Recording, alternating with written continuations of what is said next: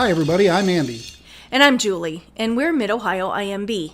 And we're here in our home today because we wanted to talk for a couple of minutes about what do you do as a student coming back from training, whether it be from a firearms training or some sort of unarmed defense or edged weapons seminar. How do you brush up, how do you practice the skills that you've learned so that you don't forget them? That's right. One of the common questions we get after teaching a training class is, what is my next step? What is the thing I need to do? And obviously the ideal answer would be, well, go to the range, go to that gym, go to that studio, be with that instructor as often as you can. And in a perfect world, we'd all get all that extra time to be with that instructor or to be at that range or wherever it is.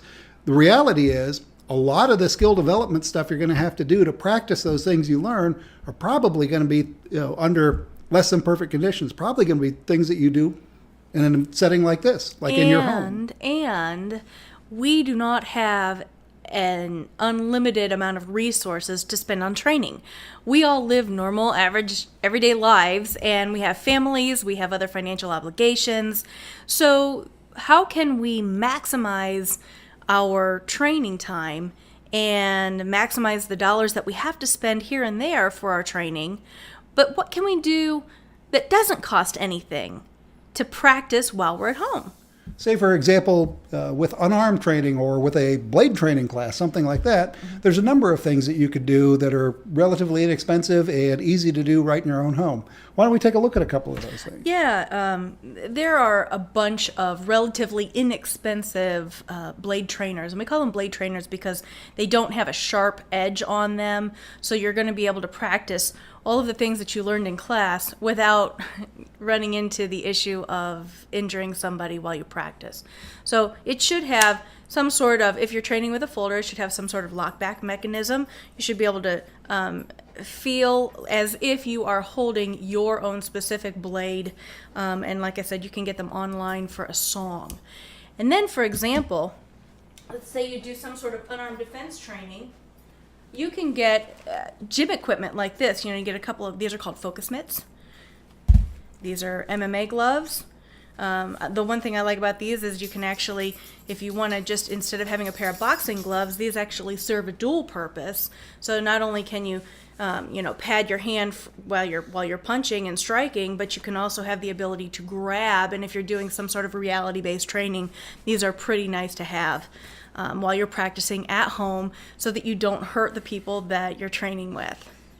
That's always important. Yeah, he knows. So what do you have over there for the people coming back from firearms training? Well, as you know, the firearms training is a little more complicated because obviously we can't be using a gun inside of our own house. A lot of people like to participate in the dry fire training, which is using an unloaded gun to practice the manipulation techniques. There are some really great things that you can get that are going to help you do this safely and successfully and get that feedback, the one thing that's always been missing. When you point an empty gun at the target and pull the trigger, most people don't imagine missing. So that feedback has never been there. I know, I never do. Today we have the feedback.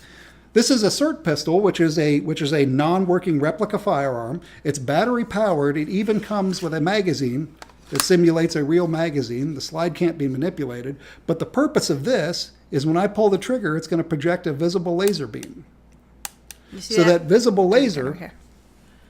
That visible laser will give me some feedback on the target. I can look at the target and know that I missed, know whether I know whether I missed or whether I hit the target or what I need to improve on. It's great for watching, your trigger manipulation, how much the gun is moving while you're pulling the trigger. But today we also can combine that with something very simple. A company called iMarksman has created a product called iDryFire, and this really takes advantage of the fact that we all have our laptop or our computer at home. This is really simple. All it really is a software program and a small camera. Hook it to a PC or a Mac-based system, and what it does is it projects, the camera points at the target, and when you shoot the target with the laser, that shot is tracked, shown on the computer screen. So you can really get some valuable feedback as far as the time, the shots, the spread. There's a number of things that can be done with it, but it really can enhance the value of training at home with the firearm without the expense of the range. And the really cool thing is you can watch yourself progress and get better.